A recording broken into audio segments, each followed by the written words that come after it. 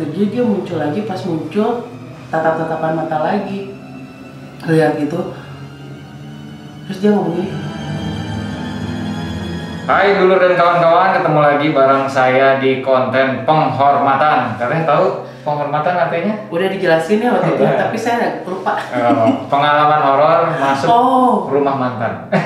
Pengalaman horor masuk hutan. Pengalaman horor masuk hutan. Dan kali ini kita sudah kedatangan the one and only Teteh Risa dari Jurnal Risa. Kebetulan hari ini kita lagi penelusuran ya, Iya. Tempatnya masih rahasia ya. Rahasia, jadi nyambi dulu lah. Nyambi dulu, ini di sela-sela kita nge-shoot, kita penghormatan dulu Teh. Jadi sebenarnya ini konsepnya sederhana sih, kita bercerita aja. Ya Teteh kan pengalaman udah kesana sini lah. Pernah nggak sih masuk hutan? Pernah. Pernah ya. Tapi zaman-zaman kecil, bapak saya teh Wanadri. Oh, jadi dia teh Wanadri. sering ngajak anak-anaknya untuk camping dari kecil. Cuman masalahnya saya sama si Riri teh nggak ada yang suka camping. Jadi dulu waktu kecil tuh terpaksa lah gitu. Jadi nggak lanjut gitu. Oh iya. Pas udah mulai ada keberanian untuk nolak, ya kita nolak terus. Karena emang nggak kehatean ya. Kehatean.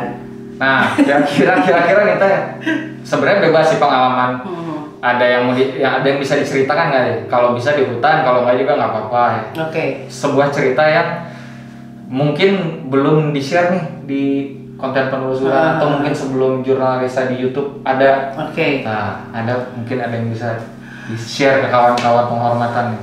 Iya, jadi pada saat saya sama si Riri udah mulai gak mau apa, biasanya kan ke gunung kemana gitu, gak mau, akhirnya papa tuh menemukan satu tempat yang asik buat camping ala-ala keluarga gitu. Itu lokasinya di Ciater.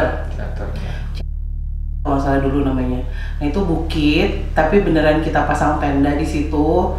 Terus jadi dia kalau ke situ bisa bawa anak istri semuanya ikut gitu. Nah cuman konsepnya memang camping di tenda. Saya pasti setenda sama si Riri dan kita mah selalu pengen cepet-cepet pagi gitu. Kalau papa saya tuh biasanya api unggun, gitar-gitaran gitu ya, nyanyi. Nah kalau malam lah ya. Kalau anak-anaknya mah udah aja makan, masuk tenda, tidur gitu udah. Nah pada saat itu, aduh bosen saya tuh udah mulai bosen gitu sama udara yang dingin pada saat itu kan. Udah gak suka, sebenarnya lebih suka di rumah nonton TV pada saat itu Teh. Nah pada saat itu di Ciater orang lain, maksudnya yang tua-tua lagi pada api unggun, saya sama si Riri tidur karena dia masih kecil kan, tidur. Ya udah saya di tenda aja diem. Pas lagi diem gitu tiba-tiba serak gitu di belakang tenda tuh kedengeran jelas kayak ada langkah gitu kena rumput. Naon eta gitu, kaget. Yang paling ditakutkan kan binatang kan takutnya, tapi dipikir enggak lah, di Ciater mah mana ada sih gitu, saya mikirnya enggak. Tapi lama-lama tuh jelas gitu si langkahnya tuh jelas. Terus saya kan di pojok kiri gitu si tenda. Pas dia jalan terus, begitu di sebelah saya ya kehalang sama tenda doang, berhenti gitu si langkahnya Teh. Wah udah tegang nih, apa nih? Lagi tegang gitu, diem, terus tiba-tiba muncullah kepala dari balik tenda itu, dari sebelah gitu, nembus. Deng.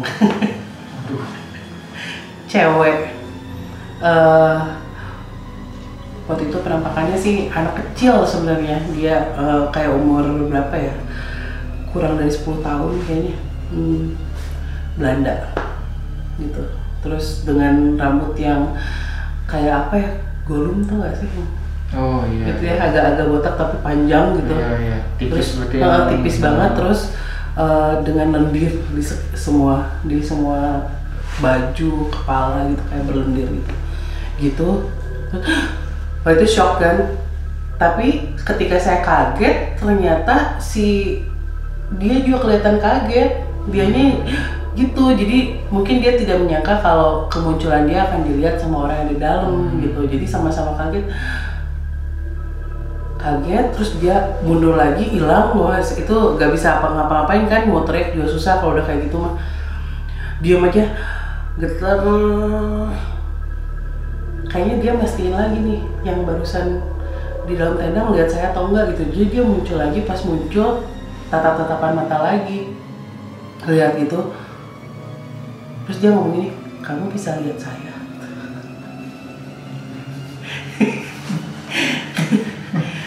Terus dia, karena nggak mungkin nggak lihat kan, soalnya saling tatap-tatapan. Terus saya, nah dari situ dianya kayaknya excited langsung masuk ke tenda. Terus karena gini, kayak ketemu temen. iya gitu. Karena kan mungkin selama ini nggak dilihat orang gitu.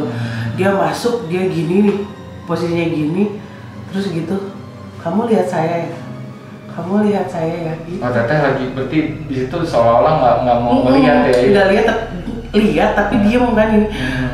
Kamu lihat saya, kamu lihat saya ya. Udah lanjut itu mah. Di situ terus dia sampai pagi atau? Enggak sih, hanya beberapa saat. Terus ya akhirnya kan lama-lama kayak udahlah hilang gitu takutnya. Terus akhirnya ngangguk, saya ngangguk. Terus dia bilang, udah lama saya tidak berbicara dengan manusia, dan saya senang sekali. Duduk ngobrol udah. Dia cerita soal masa lalunya. Cerita soal masa lalunya, bahwa dia dulu tinggal di perkebunan teh yang ada di situ bersama orang tuanya. Itu akhirnya saya tulis di buku sih. Terus dia bilang dia sakit, nggak tahu sakitnya karena apa, cuman bilang orang tuanya tuh mau nyembuhin dia, makanya orang tuanya pergi ke Nederland, katanya cari dokter yang handal.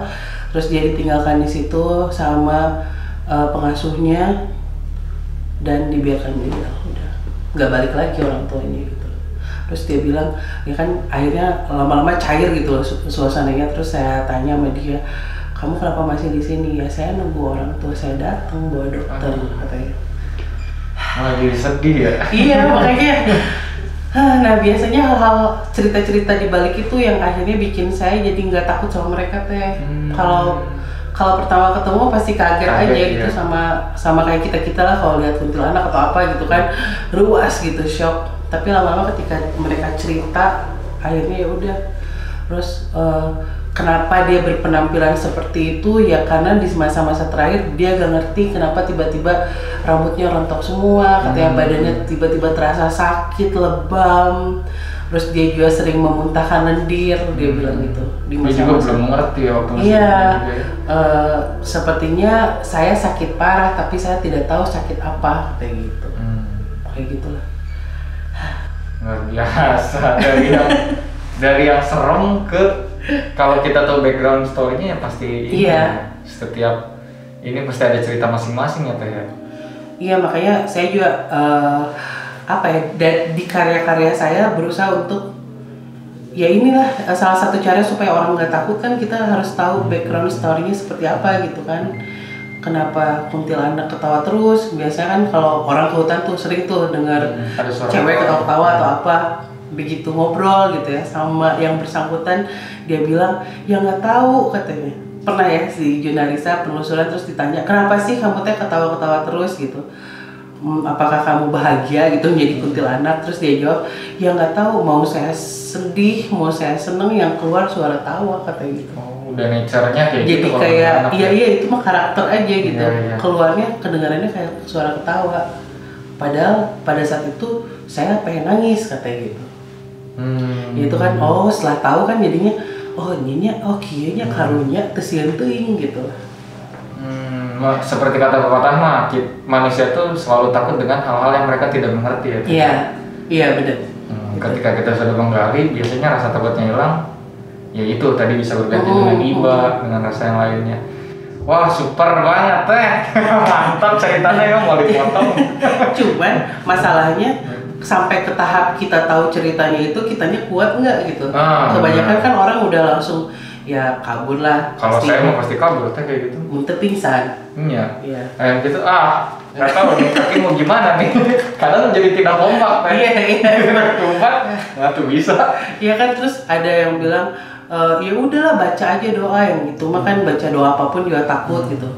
ya sok dijamin. Ketika kita berhadapan dengan mereka, kabur semua hafalan.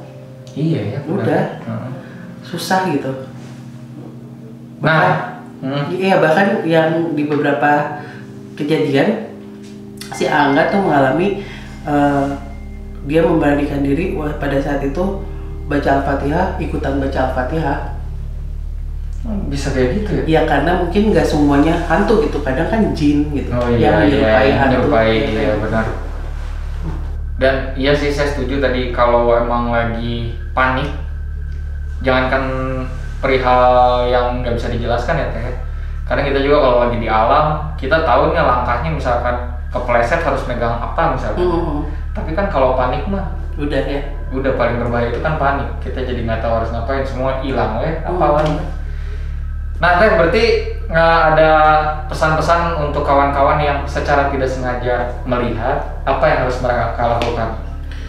Sebenarnya gini aja mikirnya, mereka itu adalah sosok yang sebenarnya tuh jarang banget punya kesempatan untuk dilihat manusia atau apalagi berkomunikasi sama manusia gitu.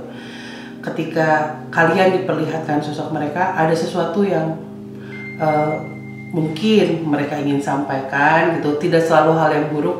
Kadang-kadang mereka tuh kasih pertanda gitu, misalkan jangan ke sana, ada bahaya gitu. Cuman karena perwujudannya seperti itu, ya kitanya udah suzon duluan lah gitu.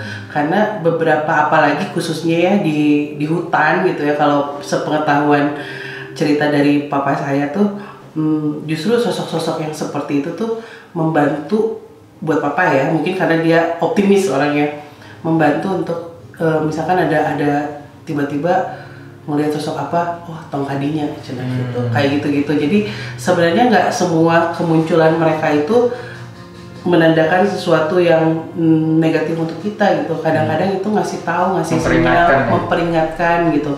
Dan cara menghadapinya sih gak mungkin lah nggak takut mah ya gitu. Cuman semakin kita memikirkan mereka, semakin banyak yang datang. Itu sih salah satu yang jadi kuncian saya mah. Misalkan ke tempat serem, ya ini mah gak sengaja malah kita yang manggil karena kita mikirin mereka gitu. Nah, jadi kemana-mana kiri kalau bentar terdistract loba juri di dia Aduh. Perdatangan ya gitu. Kalau ngomongin hantu tuh daratan. Iya, makanya tadi juga saya takut. Sebenarnya takut, sebenarnya maksudnya kalau kata teman saya mah jangan ngomongin langsung di tempatnya gitu. Iya. Gak apa-apa. Oke. Kita ini. Aman kan? Aman kalau lobaan. Jadi kalau udah kita ulangi lagi ya. Kalau misalkan menghadapi hal seperti itu, takut mah pasti ada gitu ya, takut. Cuman ya mungkin cerita saya tadi bisa sedikit menghibur lah gitu, bahwa mereka tuh kayak gitu ada tujuannya gitu. Dan yang pasti ketika kita sedang berada di dalam situasi misalkan di hutan, dimana yang pasti mah kondisi fit aja.